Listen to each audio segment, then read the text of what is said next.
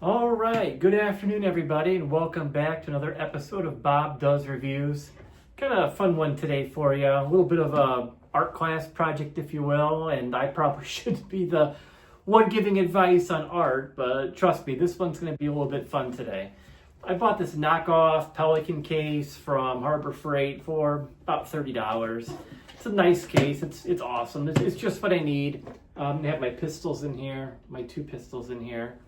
And I don't know, I kind of have a thing with cases, with boxes, of having them look like they were used in the military, government. And it's old. It's been beat up. It's been left outside. It's been used and abused. So even though this looks nice and orange, nice and pretty, I want to put some aging on here. I don't know why I like this so much. I've done it before quite a few times. I have one of those metal ammo boxes you see everywhere at the Army surplus stores. I took one of those, put a bunch of fake red paint on it, some stickers. It looked like it came out of the zombie apocalypse. So I always had a fascination of making things look weathered. It's always fun. It's always a way to make something yours with a little bit of a story behind it. Even though it's a fictional story, it's fun to do. So stay tuned. We're going to have a fun little art project with Bob today, and let's get to it.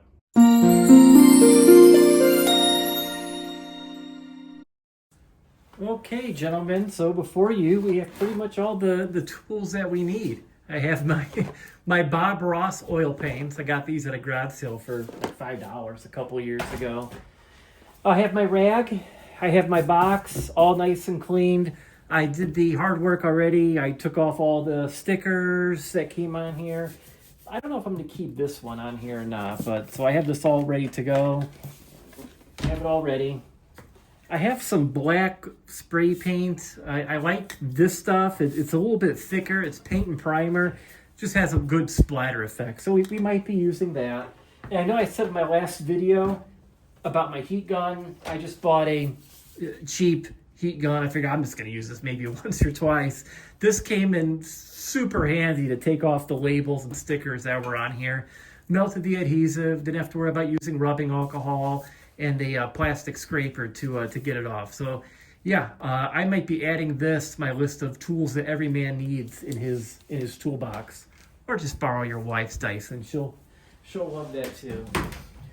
So I think I learned about this from Adam Savage videos on Tested. I'm sure most of you are familiar with his channel and also familiar with his show, Mythbusters. He enjoys doing stuff like this. Of course, he was an artist or a sculptor for Star Wars and many other movies too. So I don't have that background. Please don't compare me to Mr. Savage. I'm sure that would be a bad comparison.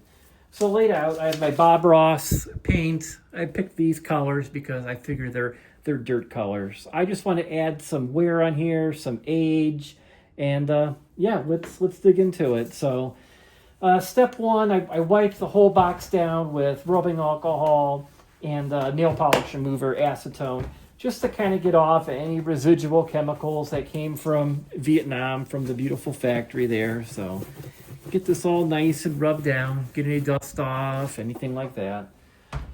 And just have at it. Pretty much the first rule when you do this is, in nature, this is just a saying I'm copying. In nature, patterns don't occur.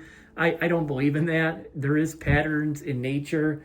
Look at seashells, for example, the beautiful the Fibonacci effect. I don't know. But anyways, without further ado, with this case, I'm really going to take a lot of, oh boy, I'm trying to talk and do this at the same time. It's not easy. But I'm really going to focus on all these creases here between this ribbon.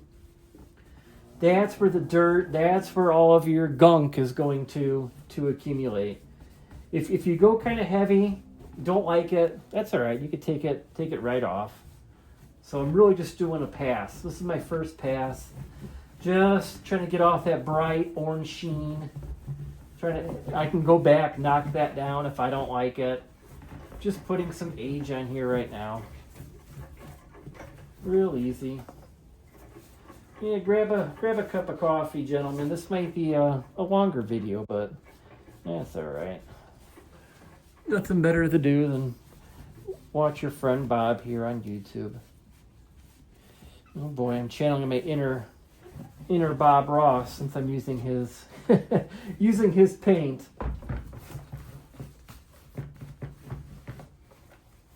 Yeah, leave some comments below. I started off with black. I have black, brown, burnt sienna. Like I said, just making it look random. That's the most important thing. Taking down all this brightness. I don't want this to be super glossy. I still do want this box to be, functional. So I don't want to, put paint where it doesn't belong. I don't want to beat it up too much where it's no longer watertight and weather tight and just doesn't work anymore. So I'm pretty pleased with that for a first pass on the front. Already we took off that orange sheen. Again, like I said, you can always come back and take it off. This is oil-based paint, so there is some forgiveness with time. I'm not doing any fine detail work yet. I'm just doing my initial pass, trying to knock down all these bright spots. You might have noticed my intro video and also my logo for the channel. I always have a hat on. I don't today. You get to see my beautiful hair. I just kind of went out into the shop and yeah, see right here. Here's mistake number one. So there was a big label over here. I didn't do too good of a job taking off the adhesive. It's going to be a little bit of an issue for us, but actually we might just roll with that. Actually, it's not a mistake. Just a new little blemish on there. There are no mistakes. Just happy little accidents, right? Okay, you guys are going to think I'm trying to be Bob Ross now with my little innuendos.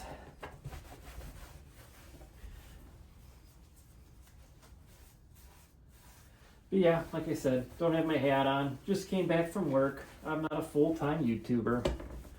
You guys can make that happen, though. If you really enjoy these channels, feel free to subscribe. If I do, the content will be a lot better than what I'm currently doing. I just do this for fun, do it in my free time. I have a son who's 14 years old. Bob does reviews junior. So, when I'm long gone, hopefully in 40, 50 years, he could look back at these videos because whatever you put on the internet, it's there forever. I think YouTube's going to outlive all of us. So, it's the nice thing about YouTube. Don't have to worry about your VHS tapes going bad with all your home movies on there. So, I'm just trying to make this look dirty, like it's been used, like it's been handled. Once I do this initial step, just rubbing everything over with black, I'm going to go back and do some fine details. I'm kind of mixing the black and brown a little bit, just trying to keep a little bit of randomness with that. And see, I just put too much on there. You might call that a mistake. It's not. Just come back, rub it off, knock it down. And the more you put on, when you rub it off, it really sticks to the crevices, to the creases, just like real life in nature. It always tends to find the low spots, and the high spots stay pretty clean from rubbing. So use your mind, use some thought. This isn't just 100% randomness. Yeah, really get it in there. We're doing this for what, 2 minutes so far? I'm happy already. I'm just kind of randomly dabbing my towel into all the paints, the black, the brown. Just giving a quick once over. Like, see these ribs here in nature with use, these would stay pretty clean from rubbing. So I don't want these high spots to be dark. I kind of want them to stay bright and orange during this process because those will not see dirt. But on the other hand, we really want to get it in these crevices. That's where the dirt's going to accumulate in nature, if we want to be real random. But it's up to you. It's your box. There's no right or wrong. And this is kind of weird. Like I said, I really enjoy doing this, but I also enjoy keeping my tools looking clean and pristine, which people make fun of. You know, if you read comments on Facebook, on YouTube, oh, look at that guy. He's got a brand new Milwaukee drill. He must never get his hands dirty. I like having my tools clean. They're an investment. I'm not a contractor, like I said 100 times. I'm not hauling my tools from job site to job site. They stay right here in the shed or my yard, so they stay pretty clean. Because it's always fun to grab a tool and it works nice when it's clean, it looks good. Some jobs we don't like to do, we dread doing them. But when you pick up a tool that works all the time, that's clean, it makes that job a little bit more bearable. At least that's my opinion. Yeah, I kind of want to keep a couple random scuffs. You know, it looks like it was thrown, scratched, dinged. And if you really want to go crazy with this, if you want it to look used and beat up, grab a chain and just knock it, throw it on the ground, throw it on the concrete. Really make it look like it's been used, loved, and abused. Still wondering what I want to do with that sticker. It's not bothering me that it's on there. I'm not ashamed that it's not Pelican. I'm happy with that. I think I said that 10 times. So now we did our first pass. We knocked down that glossiness, that sheen to it. So now we're really going to start and get into these grooves. So I'm going to mix my brown, a little bit of green, really work it into these crevices. Kind of reminds me of a waffle. I'm hungry, so bear with me. This middle part here, I didn't do too good of a job. And that is exactly what I'm going for. That's perfect. See, in real life, this would stay pretty clean, but all that gunk would stay in that groove. It's 100% what I'm shooting for.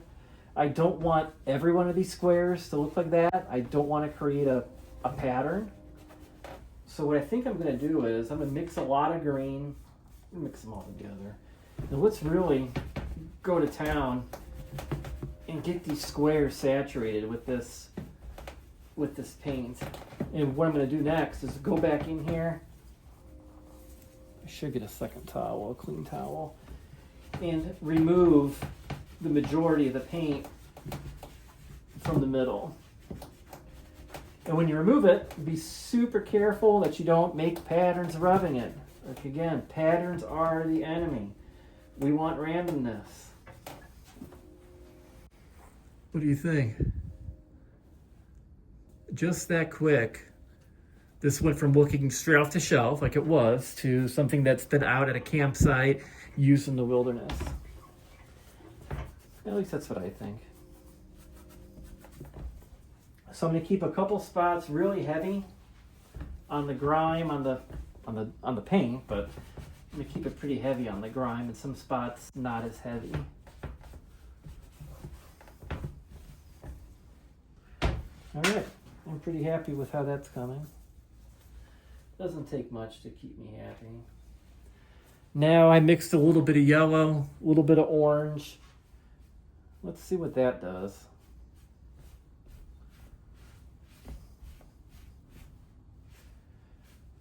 What my goal is, I want those to mix together. I don't want just to have a bunch of brown and black marks on here, because you know dirt's all different colors. It's green.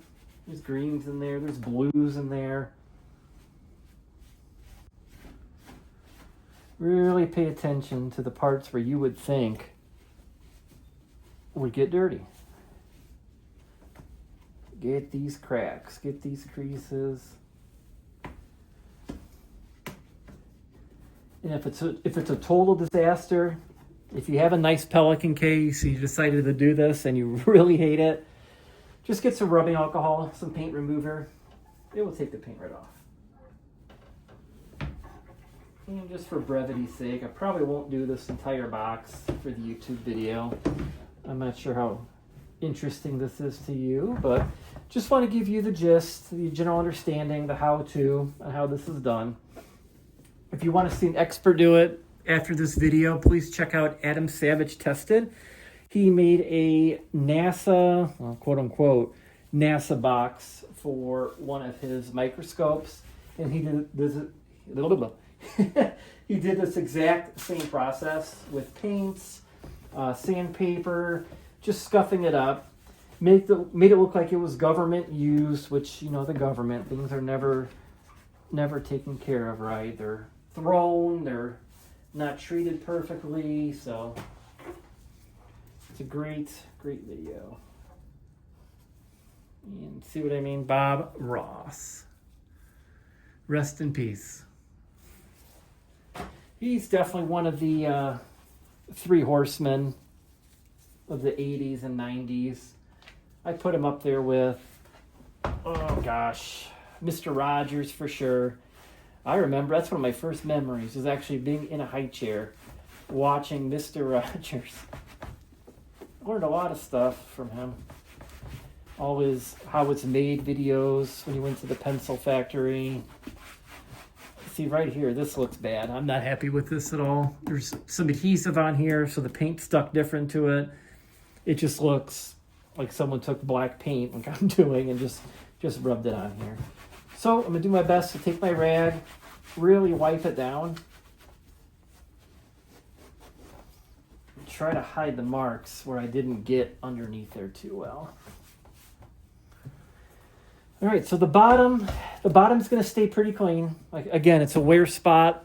Dirt doesn't typically stick to places that get a lot of attention, so we pretty much want to keep the feet shiny,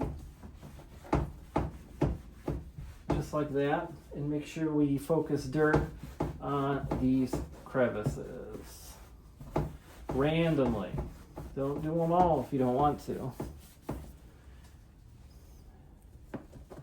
Put some dirt in here. I'm going to see dirt in the middle of these feet. Can you guys see okay? Yeah.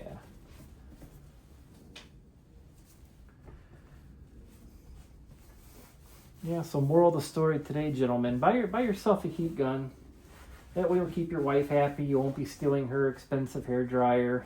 I'm sure she'll love her hair dryer being out in the shed anyways, outside, being surrounded with tools and paints and all kind of chemicals. So don't do that. Just go on Amazon. I put a link in my last video. I'll put it on this one too for you.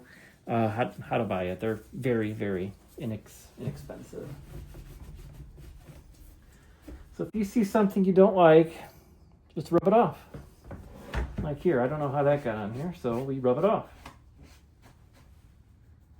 And already during manufacturing, I found a little defect, which actually helps my project. For some reason, that wasn't formed right when this was made. So put a lot of dirt in these hinges. And again, we're not ruining the box. This is a watertight, weather-tight box for my pistols. I'm not going to do anything to the inside. This is all just for aesthetics. That way when they walk into the gun range, they're not going to say, look at that guy. He must be new to the hobby with his brand new gun case and whatnot. So, but who cares? Who cares about other people's opinions? I know I don't. All right. Gentlemen, for what, 5-10 minutes of work, I'm pretty happy with that. We can go a lot deeper.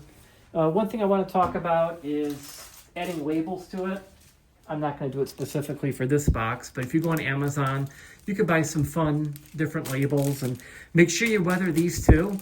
Scuff them up with some sandpaper. Put paint on here too. You don't want, a nice weathered box with brand new shiny labels on there. So, all right, without further ado, I'm going to put the high speed on for you, the time lapse, and let's watch it get done.